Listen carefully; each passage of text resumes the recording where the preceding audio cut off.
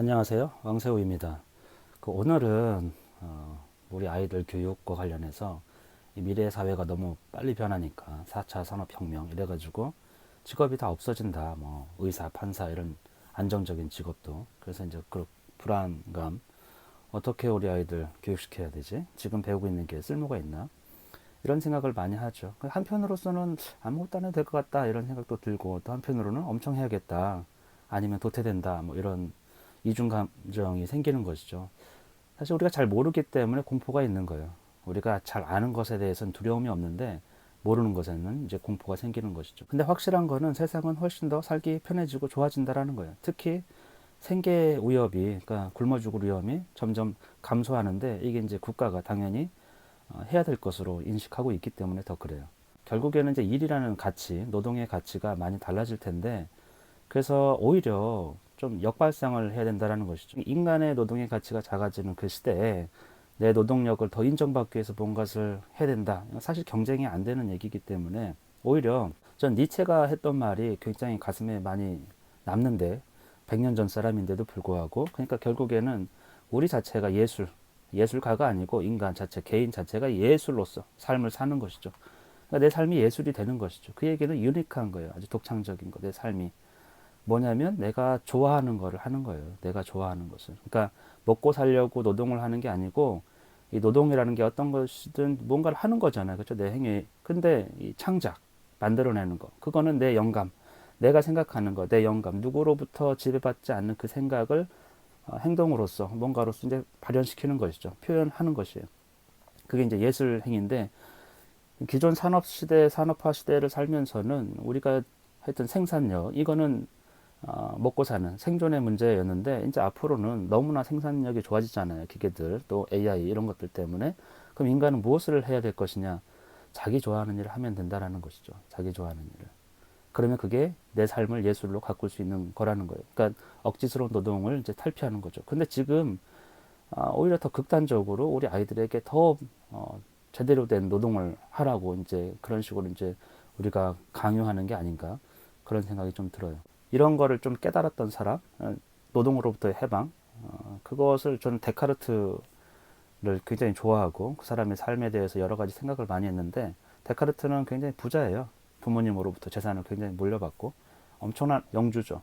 교육을 받았어요, 정규 교육을. 근데 정규 교육도 사실은 오전 수업 내내 들어가지 않고 그냥 침대에서 뒹굴뒹굴 거리면서 상상하고. 근데 데카르트가 자기의 거의 모든 지식 체계는 이제 책을 통해서 얻었다라는 거예요. 그러니까 현실의 선생님들은 책에 있는 그 천재들에 비하면 이제 비할 수가 없는 것이죠, 사실은.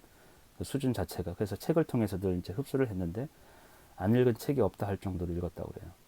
그런데 그가 한 행동, 젊어서 한 행동이 뭐냐면, 부모님이 나한테 물려줄 재산을 보니까 내가 평생 일을 안 해도 먹고 살 수 있는 거예요. 그 조건 자체가. 그러면 내가 더 많은 일을 해서, 거기서 일이라는 건 이제 뭔가 돈을 더 벌고 이런 거죠. 고전적인 관념에.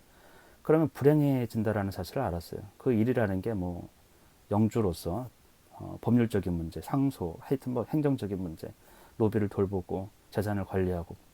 내 인생을 그렇게 살 필요가 없다고 생각한 데카르트는 다 처분을 합니다. 계속 다 처분할 생각을 해요. 그리고서는 먹고 사는 문제하고 전혀 별개의 것을 하는 것을, 진리를 탐구하겠다고 나가요. 그래서 자기 이제 하인들 팀으로 꾸려가지고 전 세계는 아니지만 유럽을 돌아다니면서 진리를 탐구합니다. 이 사회 저 사회 현상들을 보고 물리적 세계에 대한 실험을 하고, 뭐 동물을 잡은 것도 엄청 많다고 그래요. 심장의 구조, 그런 것들을 좀 궁금하니까. 그래서 데카르트의 그 삶은 궁금한 걸 해소하는 거예요. 그리고 그 가운데 자연의 많은 어떤 원리들을 깨달았죠. 그리고 책을 읽고 사색하고 관계를 하고. 근데 우리가 가진 그 여건, 생활 여건은 과거 데카르트가, 17세기 인물인 데카르트가 가졌던 것보다 지금 더 좋아요. 생존의 여건 자체가, 삶의 여건. 데카르트는 뭐 예를 들면 음식을 하려면 하인이 필요했겠죠. 그럼 그 사람에 대한 이제 비용을 써야 되잖아요. 같이 데리고 다녔어요. 옷을 빠는 사람. 지금 세탁기가 있고 음식을 그냥 시켜 먹으면 되는 것이고, 많은 것들이 사실은 그럼에도 그 삶의 여유라는 게 그렇게 풍족하진 않았어요. 잘 생각해 보면. 파브로 같은 사람 있잖아요. 쓸데없는 일. 그러니까 그게 이제 노동이 아니거든요. 일이 아니거든요. 곤충 따라다니는 거, 뭔가를 발견하는 거. 근데 가치가 없죠. 돈을 벌 수 있는 가치가 없어요. 근데 그게 나중에 엄청난 가치가 있거든요. 그걸 본 사람들도 있고. 파브로는 말년에 이제 자기가 하고 싶은 거, 어렸을 때 좋아했던 그 곤충 따라다니고 기록하고 관찰하고 사색하고 돈이 안 되죠. 파브로가 뭐 그걸 해가지고 부자가 될 수도 없었고 그런 환경도 아니었죠. 근데 그는 그렇게 함으로써 자기 존재의 확실한 어떤 보장, 내가 삶의 의미 이런 것들을 이제 찾았던 거죠. 돈을 벌려고 하는 노동이 아니고 내가 좋아하는 것, 거기에는 반드시 의미가 있다라는 거예요. 돈이 되고 말고는 이후의 문제이고, 그래서 저는 우리 아이들에게 지금 더 문제는 좋아하는 거를 완전 잊어버리게 하는 극단적인 학습, 이게 나중에 큰 문제를 일으킬 거예요. 예를 들면 대학 갔어요. 근데 그때 이제 내가 뭐 해야 되지 몰라요. 그래서 또 이제 시험 준비, 이 공무원 준비한다고 하죠. 근데 막상 공무원이 돼 보면 안 맞아요, 일이. 그런 사람이 부지기수이고. 그러니까 계속 편하고 안정적인 거를 자꾸 아이들에게 추구하게 하는데 그 행복은 정말 내가 좋아하는 일, 남들이 쓸모없다고 하는 일이 실제적인 훨씬 더 도움이 된다라는 거죠. 데이비드 휴움도요, 대학 졸업하고 할 일이 없었어요.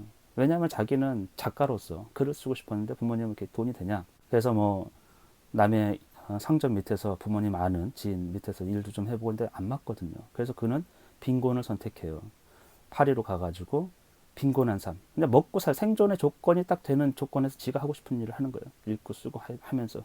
그러니까 아주 빈민 같은 삶을 살았지만 그는 나중에 이제 위대한 철학가가, 위대한 사상가, 경험주의, 위대한 사상가가 되거든요. 다 이와 비슷한 경로를 겪어요. 장작 그루소. 가난했거든요. 어렸을 때부터. 근데 뛰어나요. 지성 자체가. 어렸을 때 책을 많이 읽었던 사람이에요. 아버지 서재에서.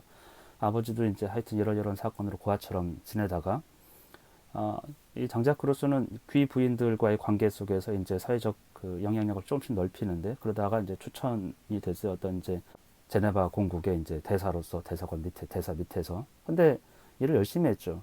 능력이 굉장히 출중하게 인정을 받았어요. 근데 루소가 했던 그 많은 서류 작업과 문제 해결. 근데 그 공이 누구한테 넘어가냐면 오직 자기 상관이었던 대사. 그 사람은 이제 귀족이죠. 아무 일도 안 해요. 무능하고. 루소가 봤을 때는 그 사람은 아무 일도 안 해요. 오직 자기보다 뛰어난 거는 그 신분이에요. 귀족이라는.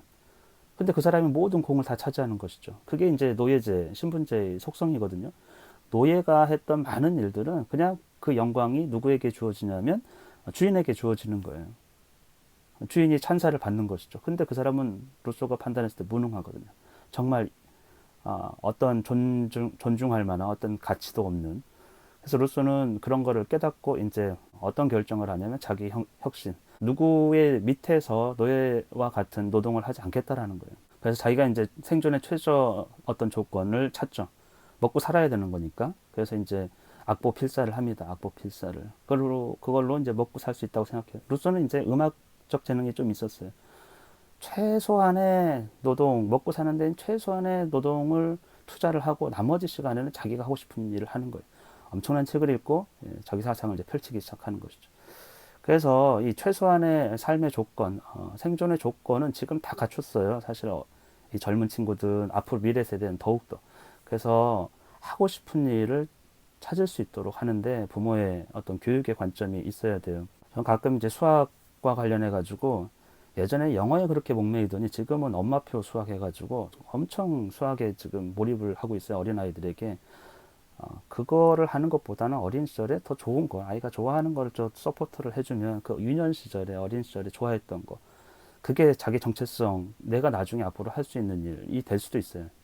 파브로처럼 내가 인생을 돌아봤더니 내가 어떤 사람의 개입이나 강요 없이 즐거워했던 일. 그 어린 시절에 그런 경험이 있어야 되거든요. 그게 없으면 인생 전체에 걸쳐서도 그 즐거움을 또는 나의 그 내적인 호기심을 찾을 수가 없을 수도 있어요.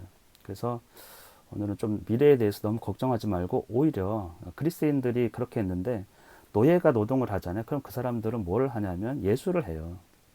예술이 특별히 이제 발전하는 것이죠. 뭐 그리스 비극 같은 걸 보세요. 한 도시국가가 세 명의 이제 작가에게 세 편의 각 한 사람에게 세 편의 비극과 한 편의 희극을 그러니까 한 사람이 네 개의 작품을 쓴 거거든요.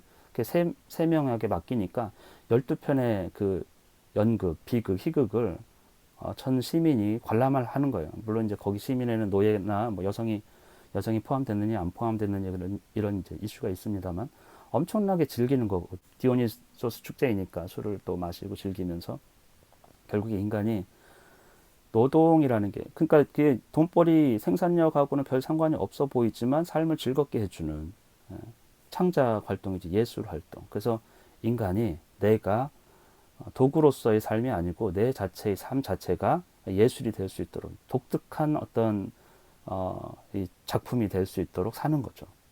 그렇게 살 수 있는 시대가 도래하고 있는데, 어찌 보면 이제 노동으로부터 해방되는 시대가 올 수 있는데 이거를 더 불안하게 여긴다고 하니까 좀 아이러니한 것이죠. 그래서 너무 불안해하지 말고 오히려 이 시대에 아이들이 좋아하는 것, 잘할 수 있는 것, 호기심을 갖고 있는 것, 그런 걸 자꾸 발설하지 말고 그런 것에 더 주의를 기울이고 할 수 있도록 여유를 더 주는 게 정말 좋은 교육, 또 정말 좋은 부모님 역할이 아닌가 생각하고 있습니다.